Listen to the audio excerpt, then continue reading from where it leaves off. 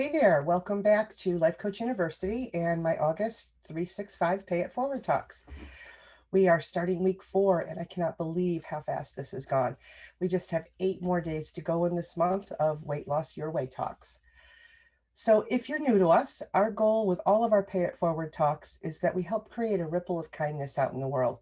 So our ask of you is that after you listen to this or any of our Pay It Forward talks, you go out in the world and pay it forward with some act of kindness.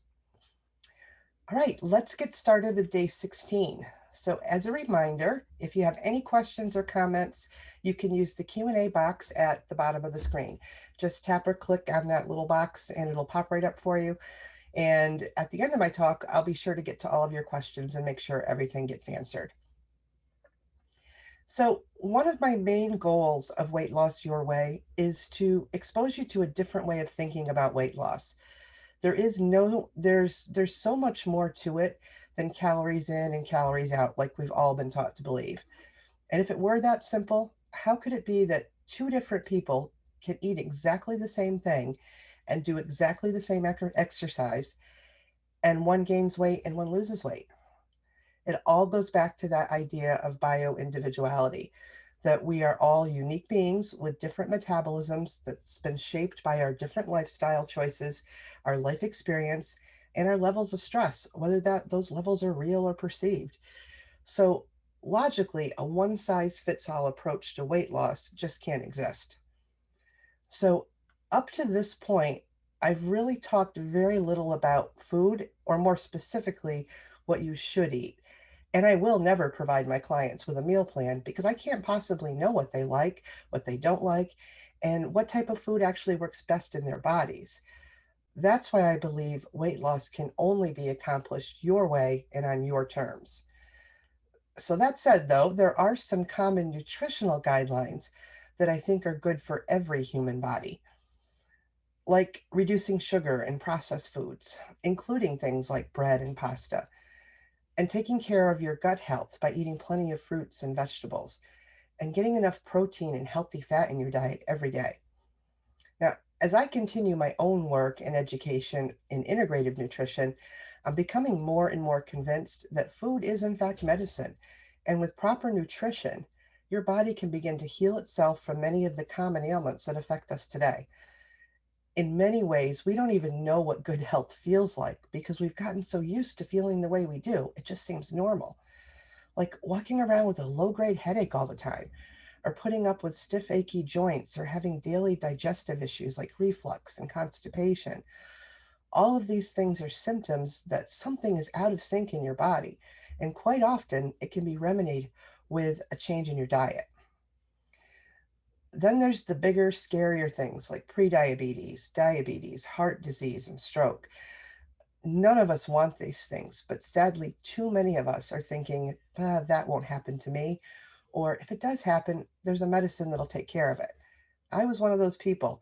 I believed that there was a magic pill that I could take to fix whatever was ailing me. So let me tell you a little bit of a personal story around this. I was diagnosed about 25 years ago with type 2 diabetes. I actually had gestational diabetes with both of my pregnancies and was told that I had about a 60% chance of developing full-blown type 2 diabetes later in life. Now, I think that number has shifted a little bit because, again, this goes back, gosh, now 32 years since my first child, so it's probably greater than a 60% chance now. Well, I was one of those people that didn't take it seriously. And it wasn't too long after that that I found myself on oral type 2 medication because my blood sugar was creeping up. And after about 10 years or so after my youngest was born, I was now on 2 different pills. And I was going to just keep taking those pills. And I thought for sure that would just take care of things and I could keep eating whatever I wanted. And then nothing improved and it actually got worse. And from 2 pills, it went to a daily insulin injection. And then after year over year, I had to double that dose almost every year. And still, I believed that medication was going to take care of things. And it wasn't until I actually made real changes to my diet and nutrition did things start to change. I had to learn what foods my body could tolerate and what it couldn't. And that required a whole lot of work on unwinding my diet brain And because I didn't want to give up the things that I loved, like bread and pasta and sugar. But I also didn't want to live a life full of medication and injections anymore. Or worse, the irreversible damage to my body, which was becoming more and more a real possibility for me. Now, over time, I experimented and learned how certain foods affect my blood sugar and in what quantities, until I finally landed on the best mix and what became ultimately my food protocol that I still kind of follow today. So it looks a little something like this. My food protocol, the things that I choose to eat include all veggies, it includes all fruit, but I limit it to 2 servings a day. It includes full fat dairy to get that healthy fat in, but I really have to pay attention because things like yogurt often contain very, very high amounts of added sugar. So if it has less than 3 grams of sugar added, then I'll eat that.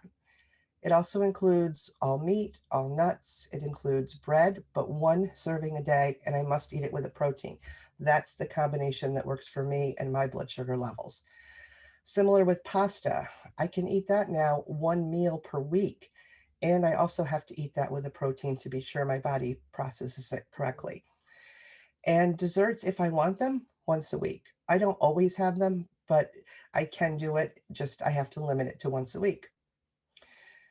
So following this type of protocol allowed me to still enjoy all the foods I love and maintain normal blood sugar levels.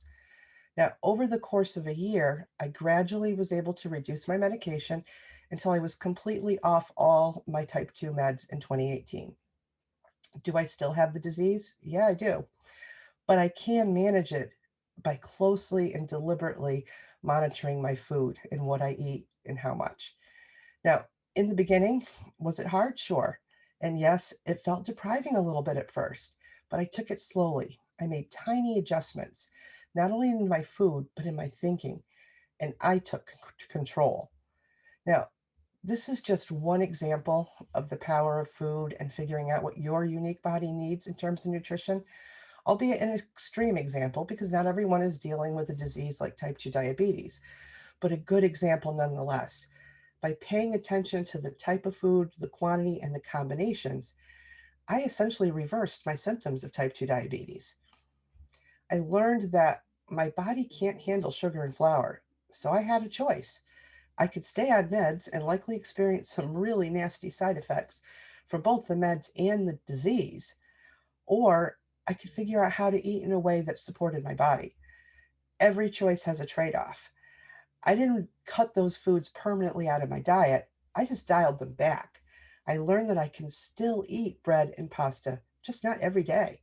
And I'm okay with that. That was my trade off. And it paid me back in spades. So, improving your nutrition is not only important to your general health, but it's an important part of your weight loss. So, one nutrient that is often overlooked is healthy fat. And fat is one of the 3 macronutrients that your body actually requires. So if you're still holding on to that old diet myth that says fat makes you fat, it is time to let that one go. You can get healthy fats from things like avocados, cheese, dark chocolate, eggs, fish, nuts, seeds, and olive oil. Adding these types of fats to your diet will actually help you lose weight because they help regulate your hunger hormones.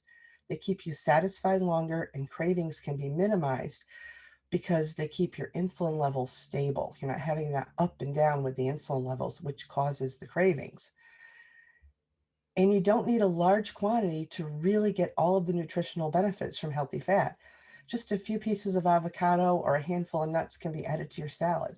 And you can saute with extra virgin olive oil and maybe have a hard boiled egg. That's a great snack. So, healthy fat's super important. So, let's talk now about the second nutrient, and that's carbohydrates. This, again, another macronutrient that's been completely demonized by the diet industry. Our body needs carbohydrates. They're the main source of fuel and energy, but not all carbs are created equal. And no surprise that the difference is whole versus refined. Carbohydrates in their whole state contain fiber, which can be found in all vegetables, whole fruit, beans, peas, nuts, seeds. and whole grains and potatoes. Refined carbs, though, have had all that natural fiber removed or changed and often contain crazy amounts of added sugar. Things like those bars, the protein bars. I'll talk about protein in a minute, but tons of added sugar in those sometimes. These would include things with a lot of added sugar, and things that have had the fiber changed or removed would be things like fruit juices, white bread, cereal, or anything else made with white flour. These are the type of carbs that cause that vicious spiral of spikes in your blood sugar levels, leading to the big crash that leads to sugar or other food cravings. And actually, this is the exact reason why weight loss is so hard, because when we're eating a lot of these refined foods, it really jacks around with our insulin levels, and our blood glucose spikes and dips and spikes and dips. And our body is constantly trying to manage that and not burning fat. It's grabbing the glucose, the quick hit energy, and it's actually storing fat. So it goes way deeper than we have time to talk today, but I would encourage you to do a little bit of reading about that. It's a really incredible phenomenon when you think about the impact that it has on our weight loss efforts.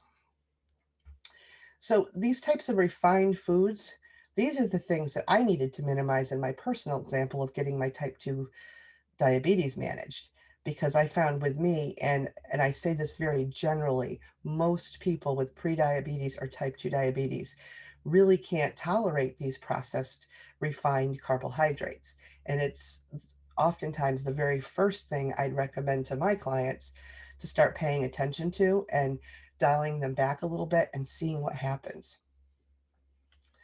So, interestingly enough, do you know what else happened when I took out much of those refined carbs from my diet and replaced them with whole carbs? I lost weight. I had more energy and I stopped having that afternoon crash that we all know too well. My body was starting to deal with carbohydrates the way it was meant to, instead of having to work so hard to manage all that refined and processed carbs that were just coursing through my blood. All right, so the last nutrient is protein. Protein is necessary to build tissue and muscle, and it also serves as a fuel source. And just like carbs, whole proteins are always better for your body. Things like fish, seafood, poultry, lean beef, eggs, and dairy products.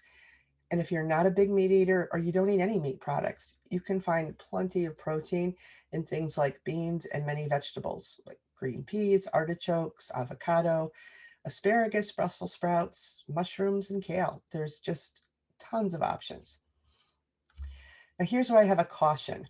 Watch out for things like protein powders, shakes, drinks, bars.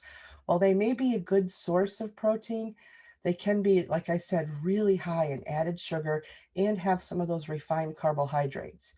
Now, I'm not saying never consume these types of products. Just pay attention to the ingredients and perhaps consider them kind of as supplemental to the whole unprocessed protein. It's all about finding that balance. Okay, so that's your little nutrition lesson for the day. And if you focus on getting those healthy fat, whole carbohydrates, and protein in your diet every day, not only will it help you lose weight, but you're going to see great improvement in your general health. And who doesn't want that? Now, I'm sure you've heard the same horror stories that I have about these fad diets that cut out major nutrients like fat or carbs long term, or the ones that have you just drinking these shakes and that kind of thing.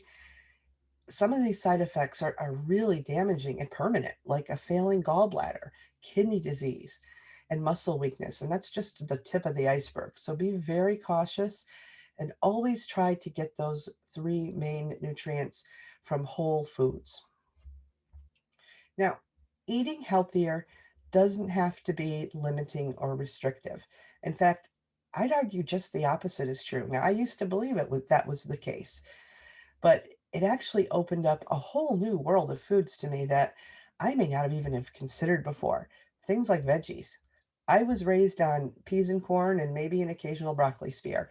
I used to think I didn't like things like spinach, cucumbers, and tomatoes until I started experimenting and found that I actually love these things. In fact, my favorite breakfast, and the one I'm going to have today, is a spinach and feta cheese omelet. It is absolutely delicious, and I get all three macronutrients in one meal. All right, I hope I have not bored you too much with all this nutrition talk, but it's so, so important. But rather inspired you to start taking a look at how you can level up your food choices and get to working on creating a food protocol that's going to support your long term health and your weight loss efforts all at the same time. Now, remember, we're not doing a for now diet that you hate and you can't wait to get off of. You're working on creating a forever way to eat that you love and keeps you healthy for years and years to come. All right, let's go over here and see what we have for questions. So one of the things I hear most often and seems to be kind of the biggest challenge for people is lunches, and especially if you're someone that eats the same thing every day. Like you're just completely bored with salads. I went through this too. Part of it was my diet brain telling me that I had to eat salads to lose weight, which is of course not true. But if you're someone that typically just leans towards salads and you want to kind of step it up a little bit, add some chicken to it. A great hack is to buy a whole rotisserie chicken. It's already cooked, and all you have to do is just remove the meat from the bone, and you have tons of chicken to throw into a salad, a soup, or even make a great sandwich with. Now, another great salad hack is to create a little mini salad bar right in your fridge.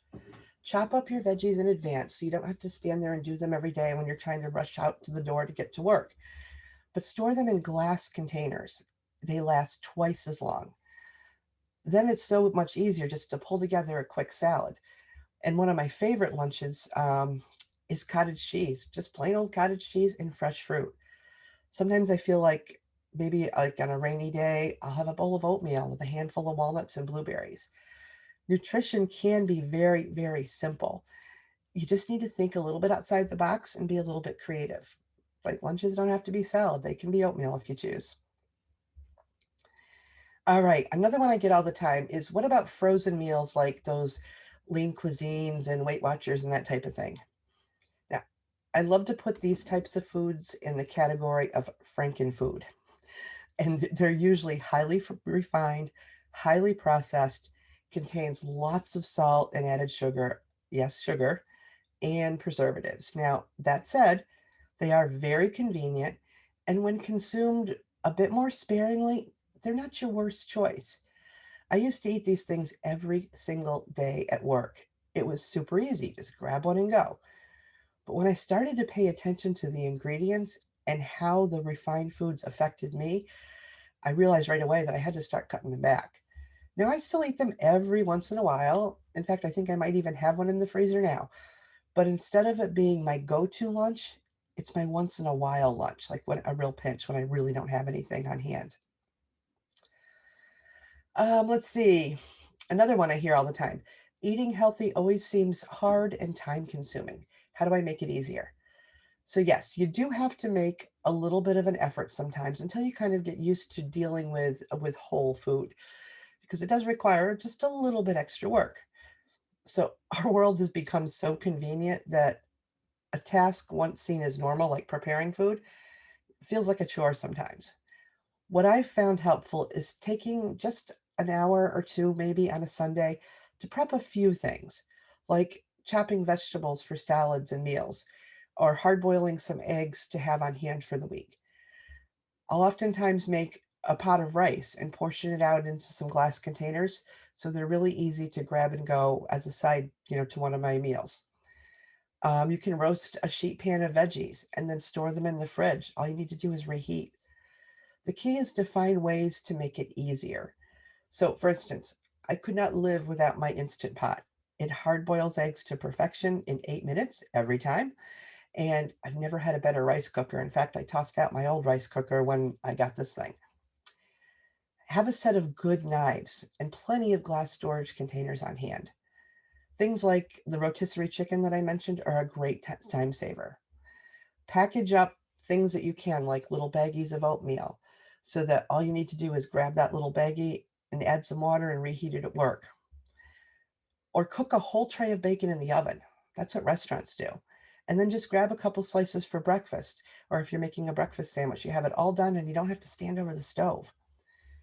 And last, when you're making an actual meal for dinner, cook just a little bit extra so you have some leftovers for the next day's lunch, or it's something that you can pop into the freezer and have your own grab and go frozen meal that's homemade. Let's see. And the last one here is, and I get this one a lot too. Isn't it more expensive to eat healthy whole foods? Well, actually, my experience is no. It's about the same money as buying prepackaged prepared foods. And interestingly enough, I've found that when I'm eating healthier, I eat less because it's sustaining me, and that always shows up in the grocery bill. My only thing that I have found that I've just gotten used to is that sometimes it requires a quick trip into the grocery store. But there's ways to really make sure that your fruit and your veggies, you're storing them properly, like in glass dishes, to extend their life a little bit longer in the fridge. All right, so that is what I have today. I do want to remind you of the Giving Week that's coming up September 19th through the 23rd here at Life Coach University. And you can find all the details over on the website, lifecoachuniversity.com/giving week. We have 5 coaches that are offering 5 different courses from their area of expertise over those 5 days. And the cost is $20, and proceeds are going to a portion of the proceeds to charities of the coach's choice. So I'm part of that lineup and I'm so excited. I'm going to be doing a Getting Started with Weight Loss Your Way challenge over the course of those 5 days. And my charity of choice is the High Five organization, which helps people that have been afflicted with spinal cord injuries or other type of physical impairments adapt and be able to participate in adaptive motor sports. So it's a foundation that's near and dear to my heart. My son was injured and has a spinal cord injury, and has been able to get back out and ride again because of how he's been able to adapt and go and do things that this organization recommends. So great foundation. And our other coaches also have very personal and wonderful charities that they are working towards. So go check us out over there and enroll in as one or as many courses as you'd like for that week. All right. So don't forget, final reminder, go out in the world today and pay it forward. And I will see you back here tomorrow for day 17. Bye, everyone.